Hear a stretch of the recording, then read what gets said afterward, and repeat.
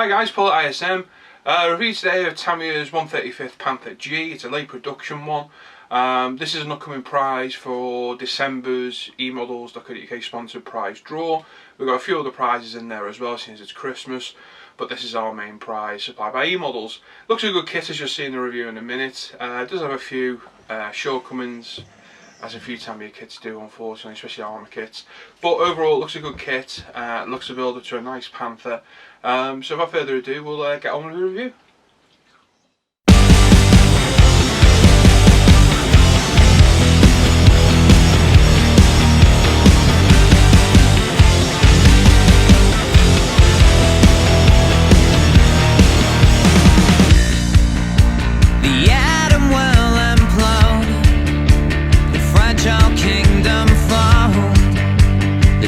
Becomes a quake, and there's a body in the lake, and as the two of us rebel and damn you all to hell, I wonder, is this all there is? Time will help you through, but it doesn't have the time to give you all the answers to the never why.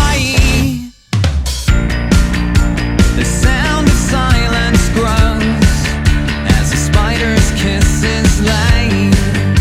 The tumor becomes malign, but the kids are doing fine. And as the two of us rebel and damn you all to hell, I wonder, is this all there is? Time will help you through, but it doesn't have the time to give you all the answers to the never-ending why.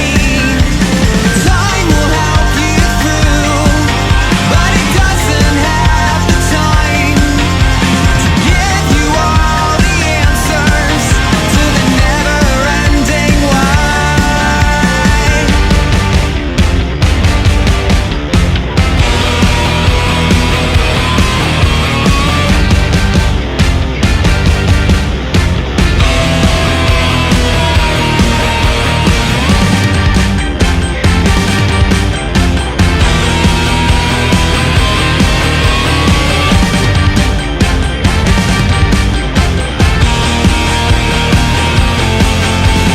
Time will help you through, but it doesn't have the time to give you all the answers to the never-ending why.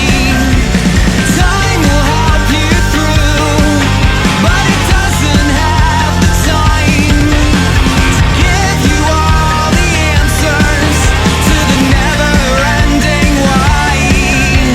Time will help you through, but it doesn't have the time to give you all the answers to the never-ending why.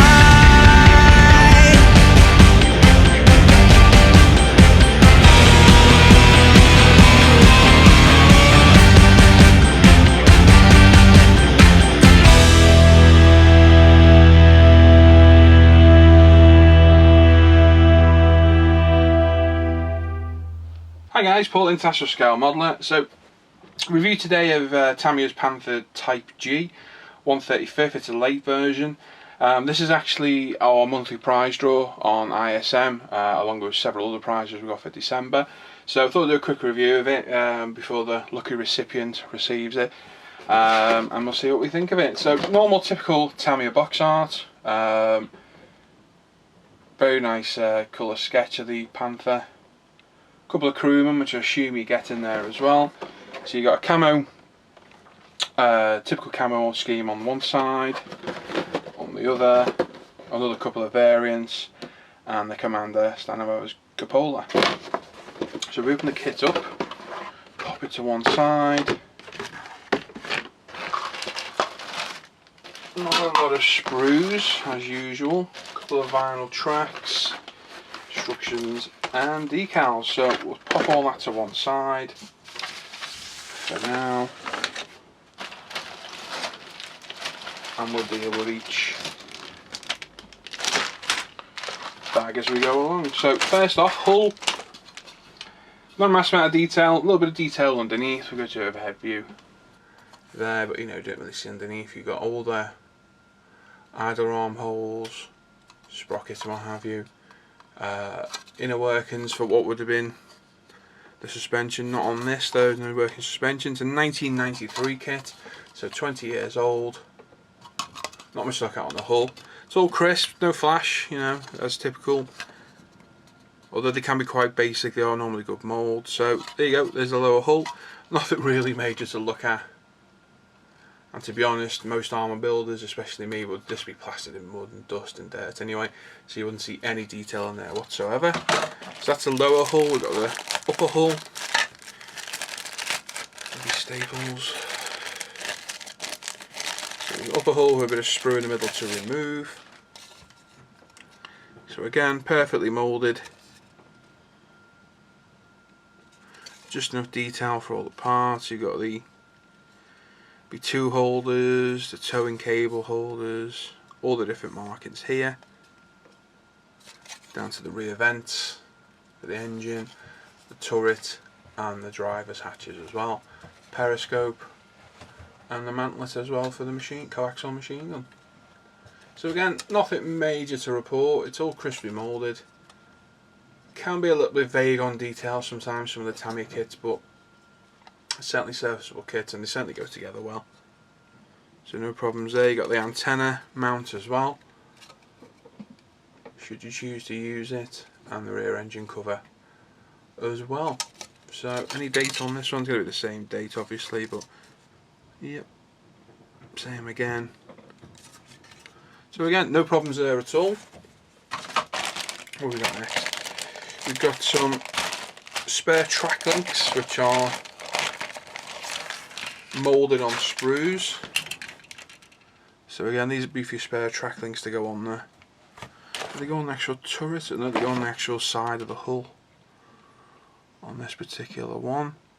So again, you know, cut them off, build some track links, pop them on, weather them up, paint them, away you go. So not much to look at really, but they're all crisp. There is not one hint of flash on there whatsoever. They certainly look fine. So again, adds a bit more realism to your tank, adding the spare tracks. You can leave some out, you know, vary the amount you've got on there and what have you. So again, no problem. We're on to the turret itself. We've got the cupola, the barrel, the hatch covers. They're nicely cast. Nice cast markings in them. The turret itself, the iconic Panther shape.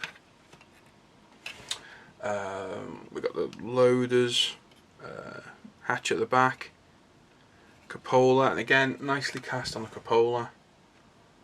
We can get it to focus. You should be able to see that there. So we've got all the cast markings on the side. Two-piece barrel, never a fan of those. I normally try and replace them if I can. You can go finish on them if you know, take a bit of time finishing filling them, but so much easier and it gives a better result when they're a one piece. But again, you know, you're going to build a decent kit out of it either way. We've got the inner gun working, so the gun will be movable. Yep. So you'll be able to do the elevation of the gun and the mantlet itself just there. We've got a cupola ring for the MG. What else have we got? There's grab handles, the commander's seat, yeah, that'll be that, and there we go, MG34 I believe, if I remember right, MG34, and it's mount for the turret. I'm going to guess, like the later Tigers, that most of the time the MGs were left off, purely and simply because they got in the way of the commander getting out of his hatch. But again, you can add it if you want to. I've got a late Tiger there and mine's certainly going on. So your choice at the end of the day what you do, but I know it was common to leave them off. So no problems there at all. Again, the only flash that's on there is on the actual sprue itself, the likes of here. So no problem at all. What else have we got? Got the actual gun mantlet itself, the couple of figures. The figures don't look too bad, to be fair. to the figures in a minute.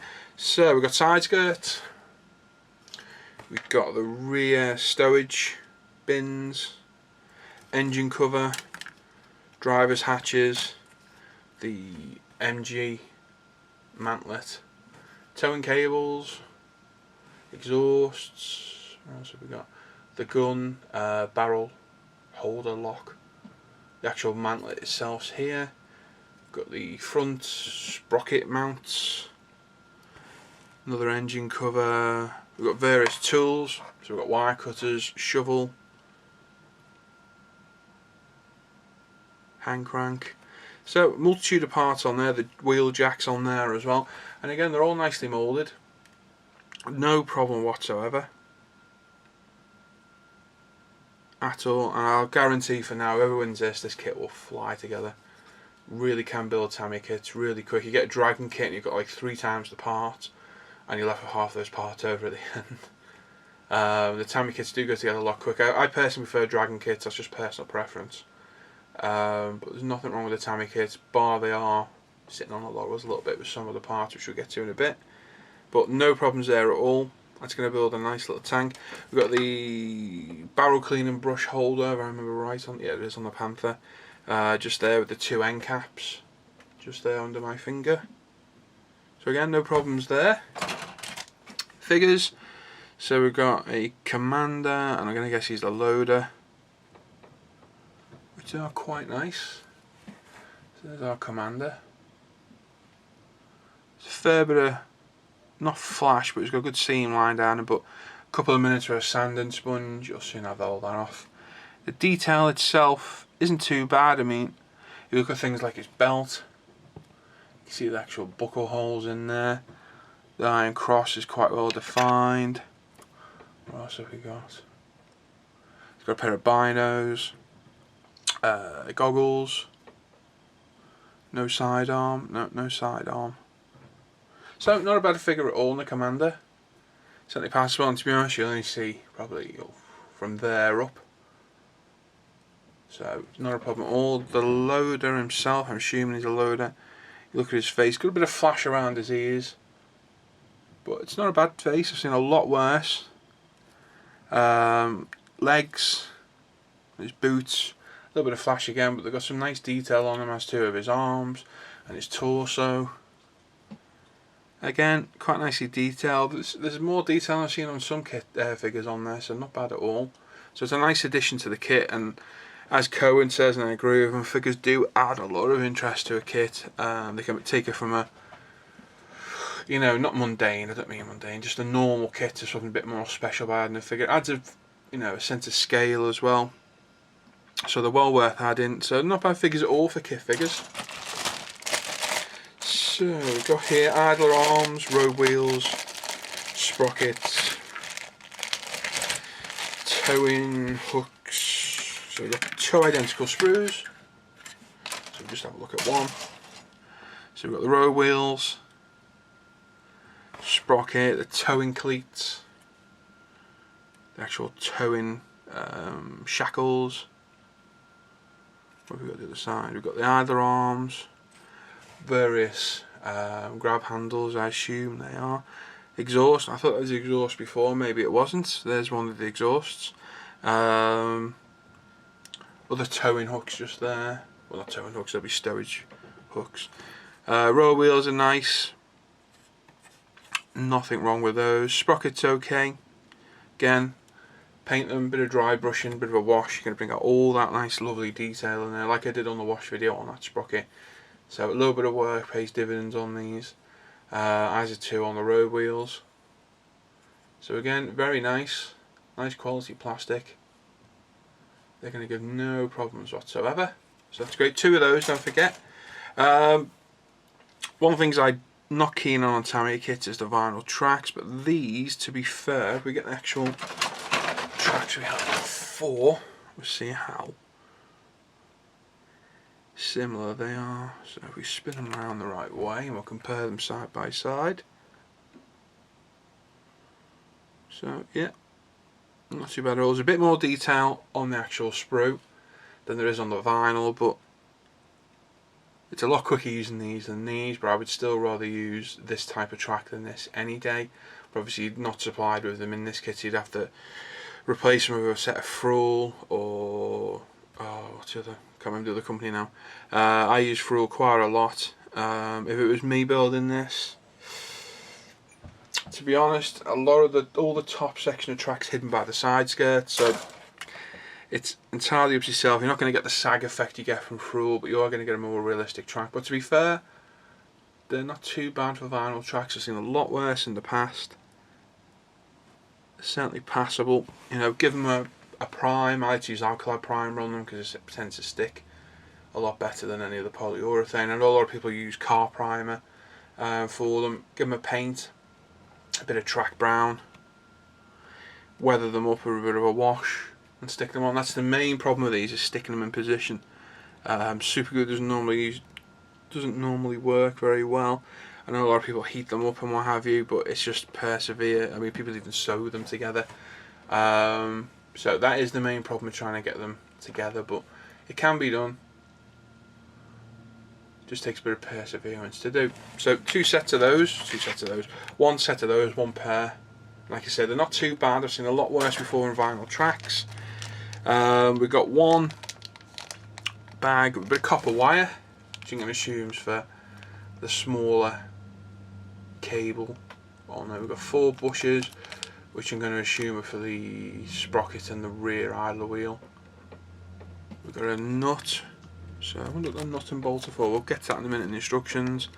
And that's it in there really. The nut and bolt's got to be for the barrel or something, has it? Decals, we've got a couple of markings, 302, 301 and 413.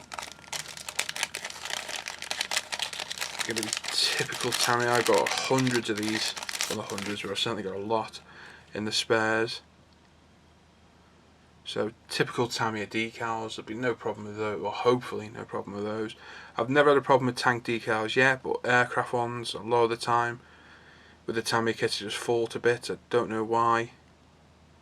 So you've only got, 12 decals, you probably only use half a dozen of those at best. If I remember right, a lot of the later tanks didn't have markings on them, so you may not use any at all. There we go, no problem there. Typical Tamiya decals should go on, no problem at all. What are we left with? Instructions. You got the painting sheet with the antenna. So it's telling you how to make the Commander's star antenna. Is that included? It's telling you to make out of stretch sprue. So heat some sprue up, be careful of the fumes obviously. Stretch the sprue and make the umbrella type antenna. It's not the best detail, but it certainly passed for it. And you've got the rod antenna as well. Painting of your figures. So you've got your Commander and his loader. With various different call outs. So you got the half camo, half black, is it? Z12. That's his part number. XF1.